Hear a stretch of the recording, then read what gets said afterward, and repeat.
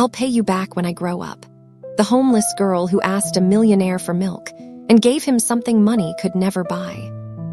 Some moments change everything, not because they're loud or dramatic, but because they're quiet enough to slip past our defenses and reach the parts of us we've forgotten exist.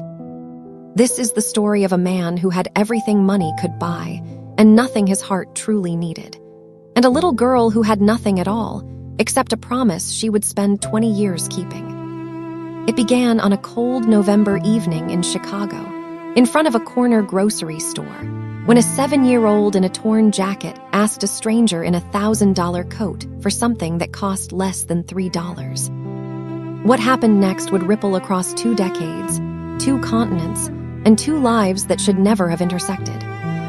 This isn't a fairy tale. It's something better, it's true. The man who had everything. Richard Callahan was 43 years old, worth approximately $18 million, and had exactly 0 people waiting for him at home. He'd made his fortune in commercial real estate, buying properties others considered risky, renovating them, flipping them for double or triple their value. By age 35, he'd stopped needing to work. By 40, he stopped wanting to. His penthouse overlooked Lake Michigan. His closet held suits that cost more than most people's monthly rent. His garage housed a Tesla and a vintage Porsche he drove twice a year. But when he walked through his front door each night, the silence was so complete it felt like punishment. His ex-wife, Miranda, had left 3 years earlier. No affair, no scandal, just a quiet admission over breakfast. I don't think you know how to love anything that doesn't appreciate in value. He tried to argue, but she was right. The girl with nothing. Her name was Sofia Martinez, and she was 7 years old. She lived in a shelter 6 blocks from Richard's building, though their worlds never overlapped until that November night. Her mother, Carmen, worked 2 jobs, cleaning offices at dawn and washing dishes at a diner until midnight. Some nights when the shelter was full or her mother's shift ran too late, they slept in their car, a 1998 Honda Civic with a broken heater. Sofia had learned not to complain about being cold or hungry. Complaints made her mother's face do that thing where it looked like she might cry, and Sofia hated that more than being hungry. That evening, Carmen was working a double shift. Sofia waited outside the grocery store where the owner, Mr. Park, sometimes let her sit near the heating vent. She hadn't eaten since the free lunch at school 8 hours earlier. Her stomach cramped. She pressed her hand against it and whispered, "It's okay. Mama will bring food soon." The question that changed everything. Richard had stopped at the corner store for a bottle of water. Stupid, really? He had filtered water at home, but the penthouse felt suffocating that night, and he'd walked aimlessly for 30 minutes before admitting he was just avoiding going back. He was leaving the store when he heard it, a small voice, barely louder than the wind. "Excuse me, sir." He turned. The girl was so small he'd almost missed her, a bundle of worn fabric and hopeful eyes standing near the door. Could you please buy me some milk?" she asked, her voice shaking from either cold or fear. "I'll pay you back when I grow up, I promise." Richard stared. In his world, people asked for investments, partnerships, opportunities. No one asked for milk. "Where's your mother?" he asked, his voice sharper than he intended. "Working," Sofia said quickly. "She'll be back soon, I'm really hungry." The promise. Richard should have walked away. He should have given her $5 and left. Instead, something in her voice, that strange, solemn promise about paying him back, stopped him. "Come on," he said gruffly, holding the door open. Inside, Sofia's eyes went wide. She looked at the shelves like they were treasure chests. "Just milk?" Richard asked. She nodded, then hesitated. "And maybe bread, if it's not too much." He grabbed a gallon of milk, a loaf of bread, peanut butter, strawberry preserves, a rotisserie chicken, apple slices, crackers, and a chocolate bar. At the register, he added a pair of winter gloves he saw hanging near the counter. Mr. Park, the store owner, raised an eyebrow but said nothing. Outside, Richard handed Sofia the bags. She stared at them like he'd just given her the world. "Thank you," she whispered. Then, with fierce determination, "I won't forget, I'll pay you back, I promise." Richard thought about that girl for exactly 3 days. Then life swallowed the memory whole. He sold another property, attended another gala, woke up another morning in an empty apartment wondering when ambition had stopped feeling like purpose. But Sofia never forgot. She kept the chocolate bar wrapper in a shoebox under her bed. On it, she'd written in careful letters, "The kind man, November 12th, I will pay him back." Her mother got a better job the following year, receptionist at a medical clinic. They moved into a small apartment. Sofia stayed in school, worked hard, earned scholarships. She studied nursing, then medicine, pushed by a memory of cold and hunger and a stranger who saw her when she felt invisible. 20 years passed. Richard turned 63. His fortune had grown. His loneliness had too. Then, one winter evening, his heart stopped working properly and everything changed again. Richard woke up in a hospital room with tubes in his arm and a rhythmic beeping that made his head throb. "Mr. Callahan?" A voice, calm and professional. "You're at Northwestern Memorial. You had a cardiac event. We've stabilized you, but you'll need to stay for observation." He turned his head. A young doctor stood beside his bed, late 20s, dark hair, kind eyes. "You're lucky," she continued, checking his chart. "A few more minutes and we might not have been able to help." Richard's mouth was dry. "How long was I?" "You collapsed in your building lobby. Paramedics got to you in under 4 minutes." She smiled faintly. "Someone up there likes you." He doubted that. Over the next 3 days, the same doctor checked on him during her rounds. She was efficient, kind, never in a rush despite clearly being busy. Something about her felt familiar, though he couldn't place why. The recognition. On the 4th morning, Richard asked her name. "Dr. Martinez," she said, adjusting his IV. "First name." She paused, then smiled. "Sofia." Something clicked.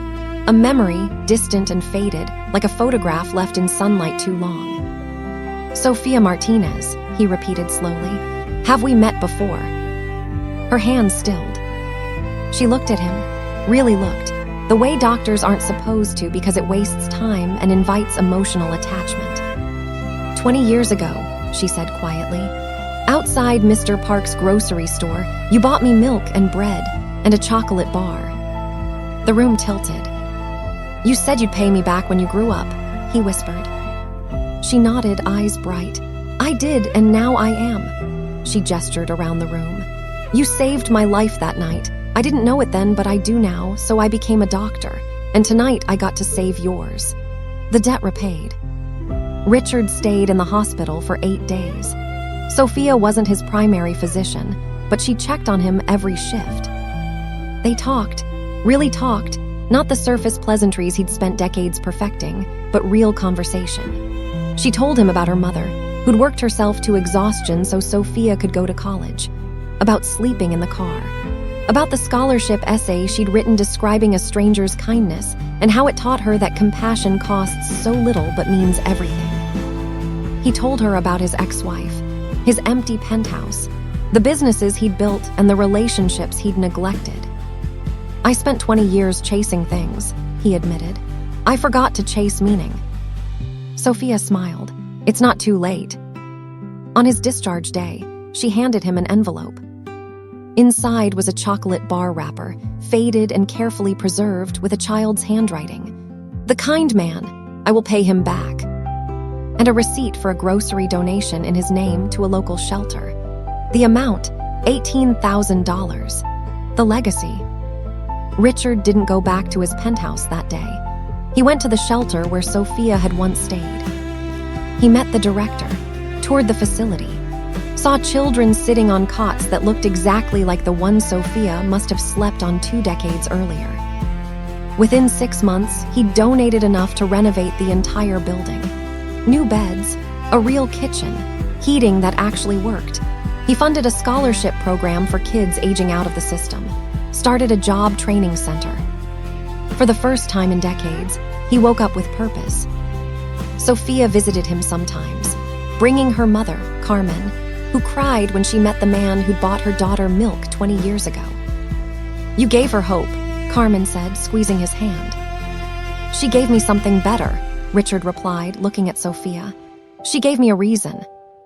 The girl who'd had nothing had repaid a debt that was never owed, and in doing so, saved 2 lives instead of 1. The world measures success in square footage and stock portfolios. But on a cold November night, success looked like a 7-year-old girl brave enough to ask a stranger for help, and a man wealthy enough to have everything, yet poor enough to have forgotten why any of it mattered. Richard learned what Sofia had always known. Kindness isn't an investment with a calculated return. It's a seed planted in frozen ground, waiting for spring you may never see. But sometimes, rarely, miraculously, you do see it. And when it blooms, it's more beautiful than anything money could ever build. Sofia kept her promise, not because she owed him, but because she'd learned from him that promises to strangers matter just as much as promises to friends. And Richard, he finally found what he'd been searching for in empty penthouses and silent cars. A reason to wake up that had nothing to do with profit margins and everything to do with a little girl who saw him not as a wallet, but as a person capable of kindness. Some debts can never truly be repaid, but some promises, when kept, repay both the giver and receiver in ways neither could predict. 20 years, 1 gallon of milk, 2 lives forever changed. That's the thing about kindness. It doesn't expire. It compounds. This story teaches us that true wealth isn't measured by what we accumulate, but by what we give when no one is watching and no reward is expected. Richard had millions, but it took a child with nothing to show him that the most valuable currency is human compassion. Sofia had every reason to forget that cold November night. Survival often demands we forget our pain. Instead, she transformed it into purpose. The lessons woven into their story. Kindness is never wasted. That $3 gallon of milk became a medical degree, a saved life, and a transformed heart. We never know which small act will be the one that changes everything. Children, remember, when we show compassion to a child, we're not just helping them survive the moment, we're teaching them what kind of adult to become. Sofia didn't just remember kindness, she became it. It's never too late to find purpose. Richard spent 6 decades building an empire that left him empty. In his 7th decade, a kept promise from a stranger showed him that meaning doesn't come from what we own. It comes from what we do for others. The debts that matter most can't be calculated. Sofia's promise to pay him back wasn't about the money. It was about honoring the humanity of a moment when someone saw her suffering and chose to ease it. She repaid him by giving someone else the same gift, the gift of being seen, valued, and saved.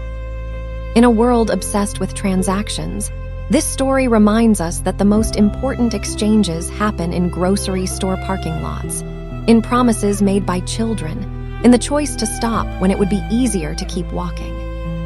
We are all both Richard and Sofia at different moments, sometimes the one with resources, sometimes the one in need. The measure of our character is what we do in both positions. Plant kindness even in frozen ground. You may not live to see the spring, but someone will. And when they do, they'll remember your name.